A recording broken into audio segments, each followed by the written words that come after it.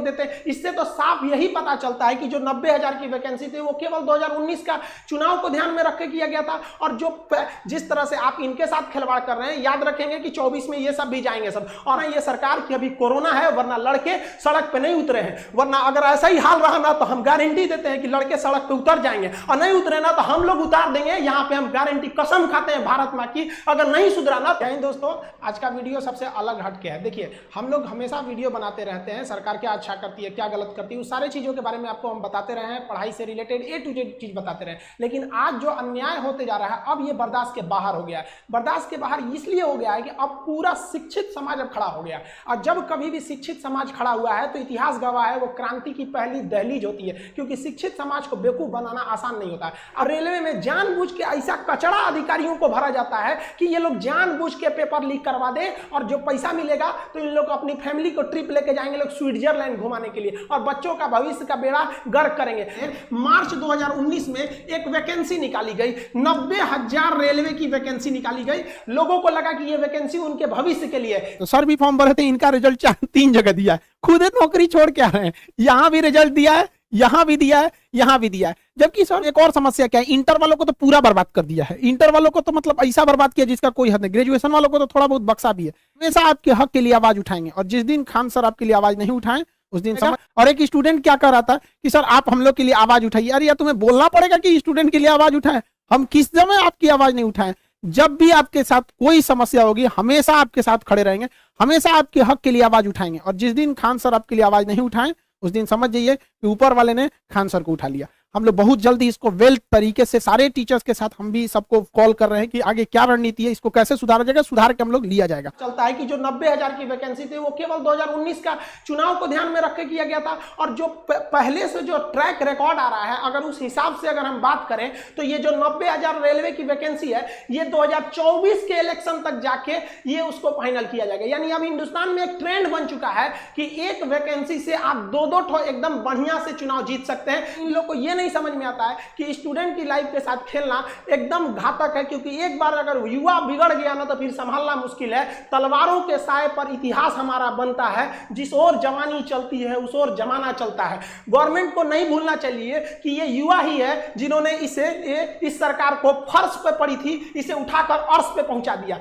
लेकिन जिस दिन युवा बिगड़ेगा ना उस दिन अर्श से उठा के फिर फर्श पर फेंक देगा। टाइम नहीं लगेगा। जिसको आप धीरे धीरे देख रहे हैं, युवाओं के बीच में इतना क्यों खोल रहा है, मन क्यों खोल रहा है? क्योंकि युवा अपने आप को ठगा महसूस कर रहा है, और हमेशा पढ़े लिखे स्टूडेंट्स का ही आवाज दबाया जाता है। रीजन क्या है कि शिक्षा एक ऐसी चीज होती है ना जो आपके अंदर सवाल पूछने की क्षमता पैदा कर देती है। वो जानते हैं कि सोचरा पढ़ लिख लेगा ना तो सवाल पूछने लगेगा। अगर नौकरी हो गई तो मेरे चुनाव की रैली में कौन जाएगा? एक पढ़ा लिखा इंसान, एक नौकरी करने वाला इंसान कभी नहीं जाता है रैली उली में। क्यों? क्योंकि वो यूट्यूब पे देख लेगा क्या भाषण है, ट्विटर पे देख लेगा। इसीलिए गवर्नमेंट चाहती है भाई साहब अनपढ़ रहो लोग, हमारी अलग अलग पार्टियां, 75 पार्टी हिंदुस्तान में, ससुरा 4000 से ज्यादा पार्टियां, उनका झंडा लेके ढोते रहो। स्टूडेंट को अंडरटेकिंग नहीं लेना चाहिए कि भाई ये कुछ नहीं कर पाएगा। ये भी भाई कुछ भी कर सकता है। जिस तरह से आप इनके साथ खिलवाड़ कर रहे हैं, याद रखेंगे कि 24 में ये सब भी जाएंगे सब। और हर स्टेट वालों को कहते हैं कि भाई देखिए ये इलेक्शन का मुद्दा नहीं है, ना ही ये पॉलिटिशियन का मुद्दा है। मुद्दा ये है कि एसएससी, रेलवे, आईबीपीएस क्यों बर्बाद कर रही है।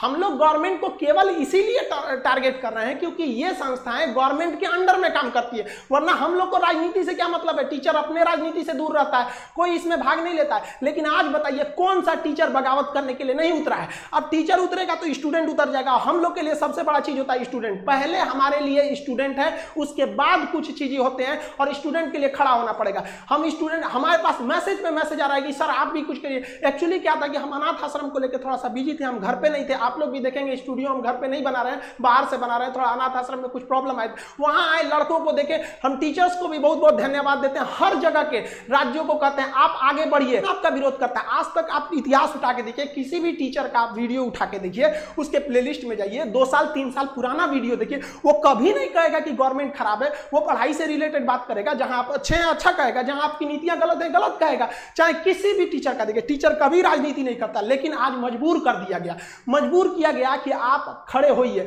और शुक्र मनाइए सरकार की अभी कोरोना है, वरना लड़के सड़क पे नहीं उतरे हैं। वरना अगर ऐसा ही हाल रहा ना तो हम गारंटी देते हैं कि लड़के सड़क पे उतर जाएंगे, और नहीं उतरे ना तो हम लोग उतार देंगे। यहाँ पे हम गारंटी कसम खाते हैं भारत माँ की, अगर नहीं सुधरा ना तो लड़कों को उतार दिया जाएगा सड़क पर। फिर दिल्ली में जगह नहीं बचेगी लड़कों को बैठाने के लिए। दिल्ली का क्षेत्रफल उतना नहीं है जितना भारत के युवाओं हैं, उतना भर जाएंगे ना, फिर जगह नहीं बचेगी। फिर एक क्रांति आ जाएगी यहाँ पर, जिसे इतिहास में लिखा जाएगा कि एक ऐसी क्रांति थी जो भारत के युवाओं ने अपने भविष्य के लिए लिखा था। मत खेलिए, मत ललकारिए युवाओं को, वरना ये एक दिन युवा उत्पाद ये इसका सर घुमा ना तो ये अपनी हद नहीं देखता है, दुश्मन का सरहद पार कर देता है यहाँ पर। इसको प्लीज हम हाथ जोड़ के कहते हैं, इसको जल्दी से जल्दी निपटारा कीजिए।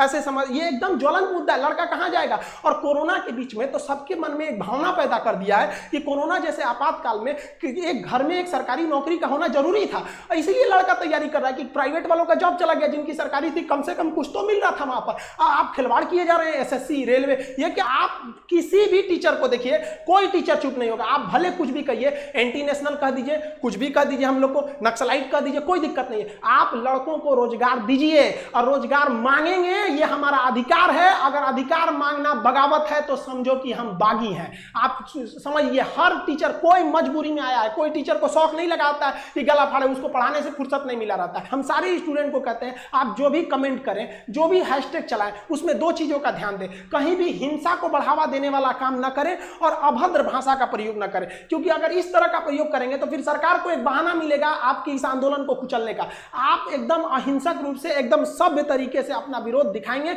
और हम ये उम्मीद करते हैं कि ये गांधी का देश है, एक दिन हम जरूर जीतेंगे। रात कितनी भी बड़ी क्यों ना हो, सुबह होने से नहीं रोक सकती है। सफलता एक दिन में भले ना मिले, लेकिन एक दिन तो जरूर मिलेगी और ये विद्यार्थी अपना इतिहास अपनी हाथों से लिखेंगे। ये वादा है, अगर विद्यार्थी एक साथ जुटे तो सरकार को झुकना ही पड़ेगा। मिलेंगे नेक्स्ट वीडियो में, तब तक के लिए जय हिंद।